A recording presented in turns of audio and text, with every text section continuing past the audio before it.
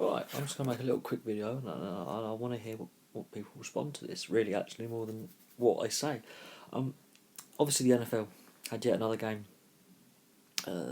this weekend at Twickenham between the Cleveland Browns and... Oh, shit, who are they playing? I forgot who they're playing now. That and... Was it the Rams? No? The Minnesota Vikings. The Minnesota Vikings played the Cleveland Browns at Twickenham. Yeah, had a bit of a brain play there. And that's the fourth game this year, this season. That's the last of the four to be played in London. And every time they sell out the stadiums, and you have every jersey of the league. But I want to see what people's views are on this, because the European NFL League, NFL Europe, has failed. And that's an issue. And there was talk of having a American football franchise over here in Europe, in London or whatever. And that's still ongoing. So it's interesting.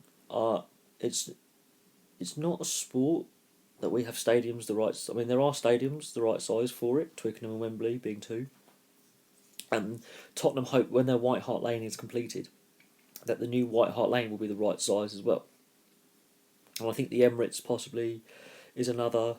There's a couple of rugby stadiums floating around that are the pitch is at least the right size, but they obviously want to have the big bowl-like stadiums. So there's a few stadiums floating around. Maybe the Olympic Stadium as well. But the issue is,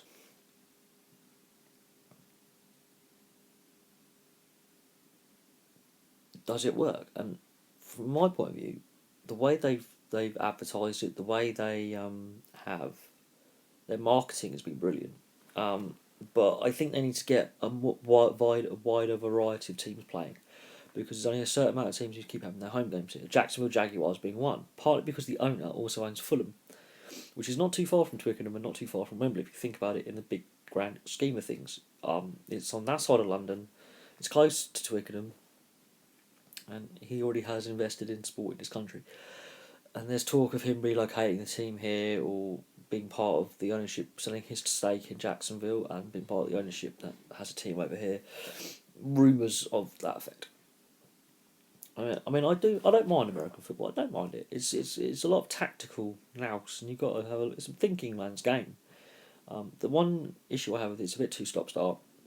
But that's how the game has evolved. It has evolved play by play instead of being phase by phase rugby, which is constantly flowing. It is play by play, so it's a bit rigid, but it does sort of work. But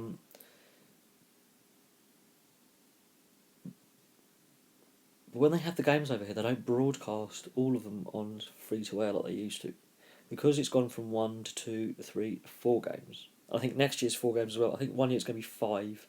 So they keep selling the game over here, and the games keep getting sold out. And I've had friends go to Wembley and Twickenham to watch the NFL. So it obviously has been successful. Otherwise, they wouldn't keep doing it.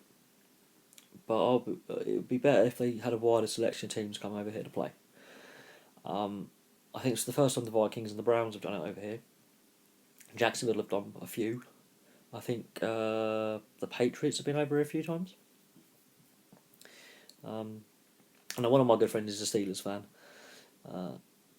I like Green Bay and the Cardinals. I'm not really a fan of either, really. They're my two favourite teams. But it would be nice to see a wider selection of teams. So 8 different teams play in the 4 games. That would be nice. And at the same time, I want to hear what people's views are on this, because obviously it's not really a major sport over here. We don't have an American Football League anymore in Europe. That has collapsed. We do have a large American expat community here, and a lot of American military personnel in Western Europe. So it sort of makes sense to keep having these games. A lot of American businessmen come into London and Manchester and into the country a lot and do a lot of business. There's a lot of American businesses that have offices over here. So I understand the American community over in the UK and Western Europe. Obviously, for them to see a live, that's their national sport. So for them to see a game, not on TV but actually in the flesh, or having the chance to do so, that's great. Obviously, money comes into the local economy because a lot of American tourists will come over. Oh, I'm gonna watch a game at Twickenham or at Wembley, and they spend their hard-earned dollars, which is great for us locally. I just want to see what people's viewpoints are on this, because obviously we're a soccer nation with the European football, our football. We are a rugby nation. We do like ice hockey. But we also play cricket. We played field hockey. There's a lot of other sports we do compete in. But it was great to see the footage of the players integrating with the local kids and community projects in the week leading up to the game, and getting involved with that, and it was also good to see the amount of jerseys at the stadium. It wasn't all Cleveland Brown and Viking. It wasn't always Brown and Vikings. It was every jersey. That's good. So yeah, we'll have to wait and see. But thank you very much for watching. I want to hear all your views on this. And yeah, I'll have another video for you. I'll have some more videos for you tomorrow. Thank you very much for watching.